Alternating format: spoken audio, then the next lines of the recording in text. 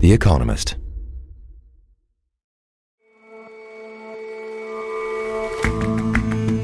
Hello and welcome to The Intelligence from The Economist. I'm your host, Rosie Blore. Every weekday, we provide a fresh perspective on the events shaping your world.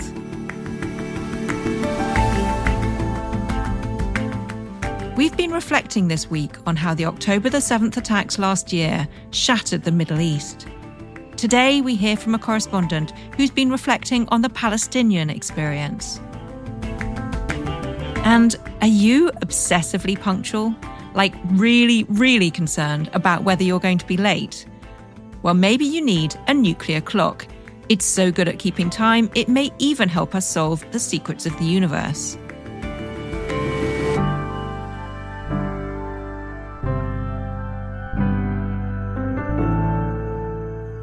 But first,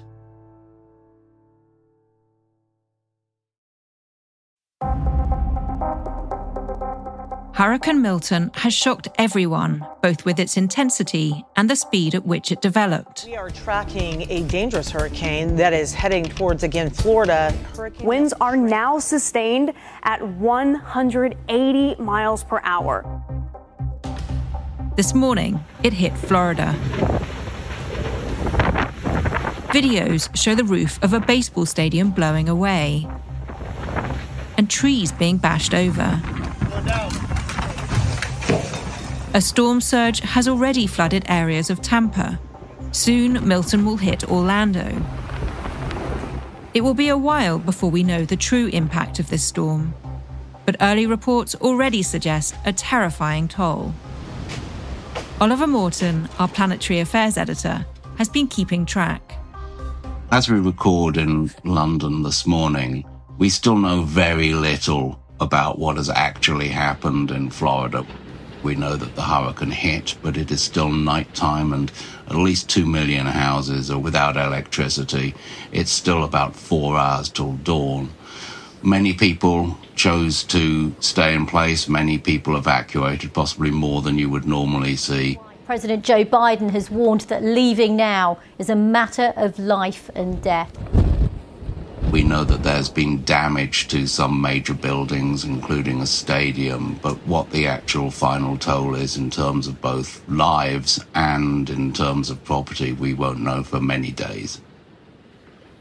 Ollie, Storm Milton seems to have accelerated very fast. On Monday, we thought it was a regular storm. Now some people are calling it the storm of the century. Why has it accelerated so fast?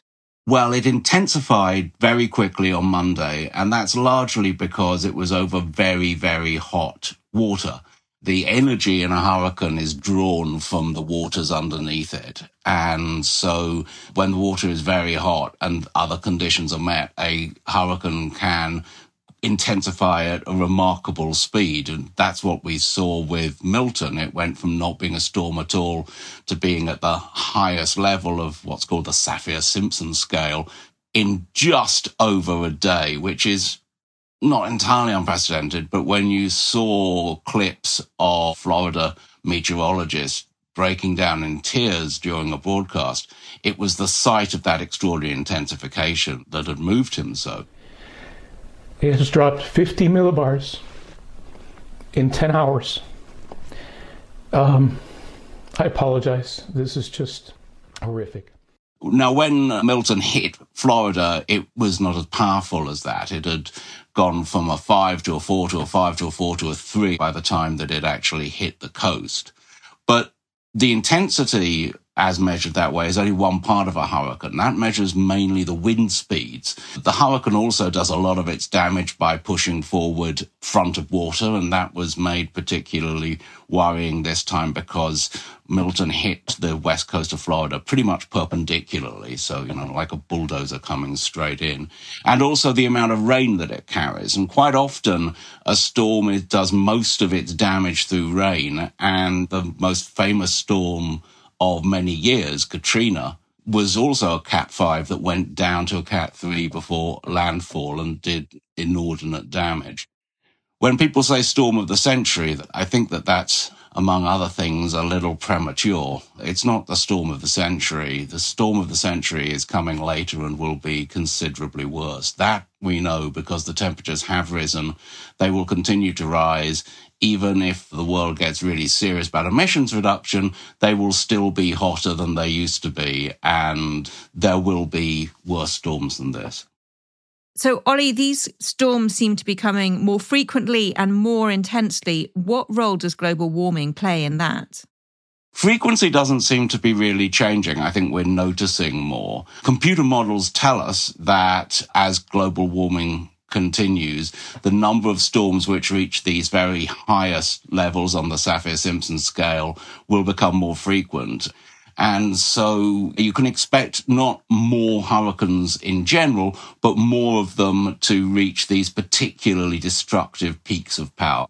You do seem to be seeing more hurricanes quite late into the season. We had Hurricane Helene just 2 weeks ago, which hit the Florida Panhandle rather than the peninsula and moved up into the Carolinas and Appalachia. And that was a terrible example of one of the ways in which hurricanes can become more destructive in a warmed world. It's not just that warm seawater drives a more powerful hurricane. Warm air can carry more water vapor. And so when such a hurricane starts losing that water vapor as water, as rain, as torrential rain, there can be more of it. And that's what was seen over the southeast United States when Helene went over. More than 100 billion tons of water falls out of the sky. It's quite the most terrifying phenomenon. And how equipped are people in the US to deal with the consequences of these very intense hurricanes? That's a question that really depends quite a lot on geography. People tend to underestimate where hurricanes are going to do all their damage because some places get lashed fairly regularly, in parts of Florida. Some, it's much rarer. I mean, Asheville, North Carolina, which saw terrible flooding under Helene. Some people thought that was a safe retreat, but there was a hurricane-caused flood in Asheville in 1916. It's not like these things don't happen, but they happen rarely, and they can be very destructive. For instance, the reason there's a National Hurricane Service in the United States is because in 1954, a hurricane really gave a bashing to Maine, at which point the senator for Maine decided his opposition to a National Hurricane Service had been foolhardy and changed his mind. So some parts of America are at spasmodic, intense risk. Some parts of America, like Florida, are at fairly constant risk. The only real way to deal with that is through strong building codes and insurance. And you mentioned insurance there. I mean, we don't yet know what the human toll of this hurricane is, but we do know that it's going to have destroyed masses of homes, livelihoods, infrastructure. Who bears the cost of that? In the case of Helene, it appears some mixture of the public purse and the people afflicted, because it's a peculiarity of America that flood insurance is basically not available on the private market, and people don't buy the federally available flood insurance. So although the damage done by Helene was, by some estimates, over $200 billion, it's being suggested that the insurable damage is going to be less than 1/10 of that. So there's a lot of suffering. There's also, you can insure, and people do insure against hurricane damage. But again, the true cost of that insurance ends up being hidden in various different ways. And so to some extent, that will end up with the public purse.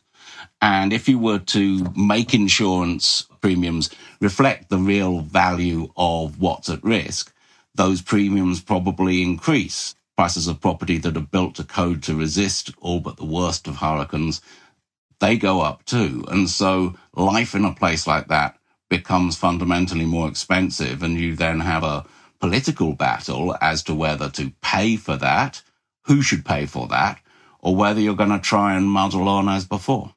Ollie, we're within weeks of the election. The candidates appear to be very evenly matched at the moment. How could this storm affect that? I think the previous Hurricane Helene is revealing the Republican campaign in its true colours. with a large amount of disinformation and outright lying about what is going on in terms of FEMA, the emergency administration, providing money for people, and it's being said that they're buying their houses for peanuts and that they're stopping aid going through. And these ideas are being spread by Donald Trump himself. It's a quite extraordinary farrago of disinformation. And so I don't know whether that influences the election. It certainly makes some of the differences between the sides disturbingly clear. People may or may not vote on the basis of the hurricane, but it does add to a sort of slight end of times vibe, which probably isn't healthy. Ollie, thank you so much for talking to me. Well, it was a sad occasion, but a pleasure as ever.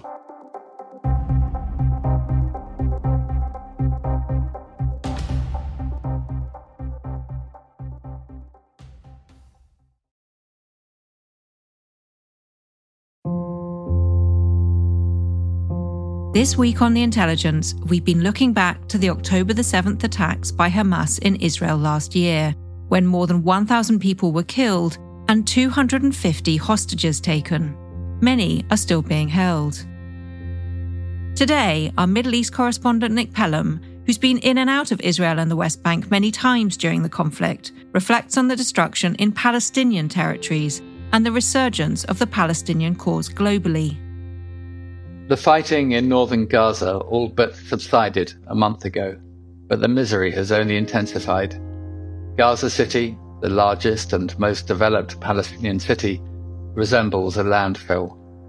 Mountains of smouldering garbage and tins compete with mounds of rubble for space. A few young people try to clear up until the sounds of another bombardment scatter them.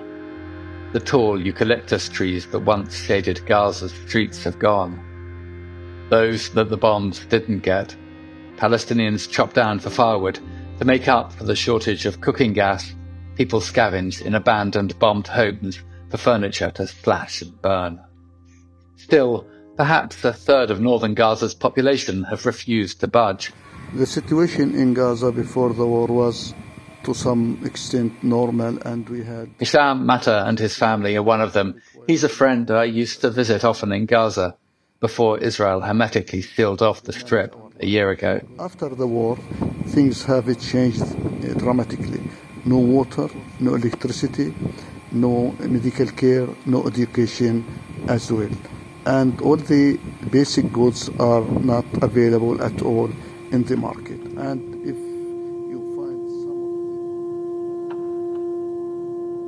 For 9 months, Palestinians had dared hope something better might emerge from the devastation. The world, they thought, might force Israel and impose a solution.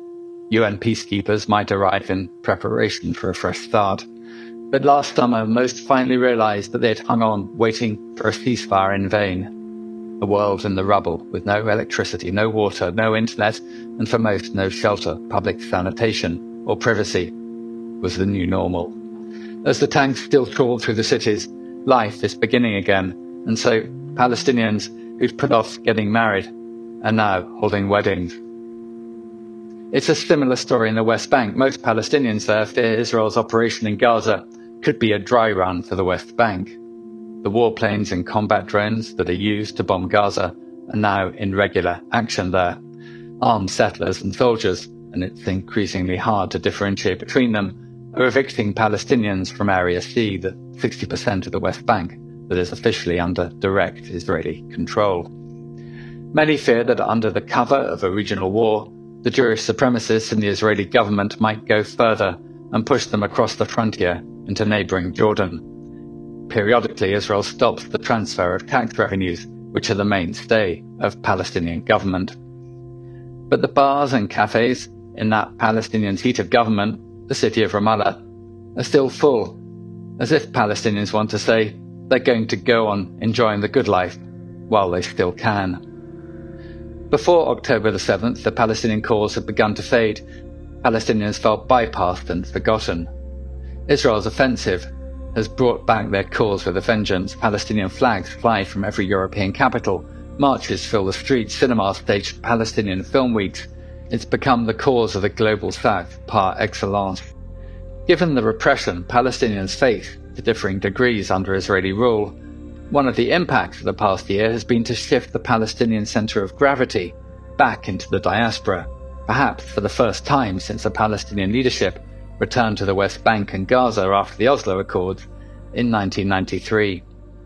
Palestinians in New York told me that they used to bury their origins for fear of being labelled terrorists.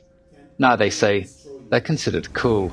Yes, we are weak, but we will never be defeated. And to create an incubator... Each Sunday, Osama Kashu hosts brunch in his new cultural centre, Palestine House, in the heart of London. It's decorated like a traditional Arab courtyard, replete with a gently playing octagonal fountain. Osama describes himself as a carrier of the Palestinian story. Each bomb, he tells me, amplifies the Palestinian narrative and creates new activists devoted to the cause of Palestinian self-determination.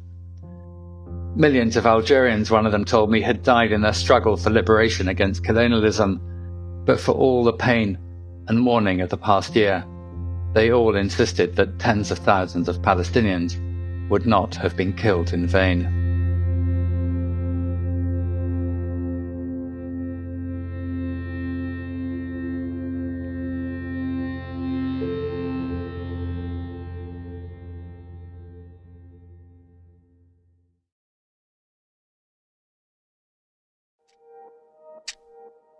No matter how fancy your watch is, it will slowly fall behind and lose a millisecond every 6 weeks. Your manager may not be that much of a timekeeper, but if your task is to unlock the workings of the universe, you may need something that's totally precise. Introducing the nuclear clock. We already have some really good clocks. They're called atomic clocks. Emily Steinmark is a science correspondent for The Economist. But now we have something that's even better, that's just about to come on the horizon, and that's the nuclear clock. It's really the beginning, the starting shot of a new era of clocks. Emily, I've heard of atomic clocks, but what's a nuclear clock? Well, an atomic clock works by the electronic transitions in an atom, whereas a nuclear clock works using the nuclear transitions in an atom. And it's just that much more accurate because the nuclei are shielded within the atom. So that's the big difference. We don't have one yet. It was first sort of practically proposed about 20 years ago, but now we basically have the prototype. We have all the different bits that we need to make one. It's essentially a system where we just need to press start. That's what we have at the moment. So it's really almost about to happen. Emily, why do we need such precise measurements? What's so great about a nuclear clock? Well, the thing is, for most purposes, the atomic clocks are really very, very good. And they make everything work from the internet to GPS to stock market trading. They're super accurate. So it's not really the situation that once we have the nuclear clock, it's like, okay, we're going to swab everything out and the whole world will just become that much more accurate. It's more the situation that physicists are excited about is that now they have two independent ways of measuring time. And what do I mean by two independent ways? Well, because the atomic clocks depend on the electronic transitions and the nuclear clock depends on nuclear transitions. Those are two different physical measurements because the electronic transition depends on the electromagnetic force. That's the thing that describes how electrons react to the incoming radiation. And the nuclear clock is guided by, or it has to obey, the strong nuclear force. So those are two different physical forces. And that means that if you can measure time by both these things, you can compare them and you can compare how time should work within big, important physical theories. Give me an example of that. Yes. So, for example, in Einstein's theory of general relativity, clocks are exposed to different relativistic effects. So, for example, that clocks will tick more slowly in a stronger gravitational field. Well, now you can test that because you have two different clocks that are really, really very good and they depend on different forces. And so all clocks should be subject to these relativistic effects, but you can test that. Another thing that they're excited to do is that because of these different forces, they depend on different theoretical constants, things that we have not just assumed to be constant for a very long time, but they have looked to be constant for a very long time. But that's kind of strange considering our entire universe is, expanding and speeding up. So there's no particular reason why we think that these constants should actually be constant. With two different clocks, we would actually be able to say, okay, well, if we measure them at this time and they're exactly the same, and then we return to them in a year, and then one of them maybe is a little bit off from the other, that would suggest that the underlying constants are affecting the clocks differently, and so maybe are sort of very, very, very slowly drifting in time. So that's the stuff that they're really interested about. So what you're telling me is that a nuclear clock might help us unlock the secrets of the universe? Well, potentially. It's one of those things where we're just going to have to wait and see, Only time will tell.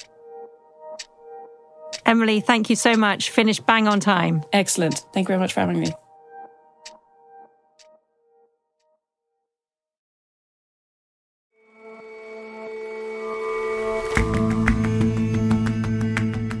That's it for this episode of The Intelligence. But of course, there's so much more to listen to. With a subscription to Economist Podcast Plus, you have access to all our shows. Subscribing helps make our journalism possible, so thank you. Search Economist Podcast Plus for a free trial. And if you have any comments on today's show, you can get in touch at podcasts@economist.com. We'll see you back here tomorrow.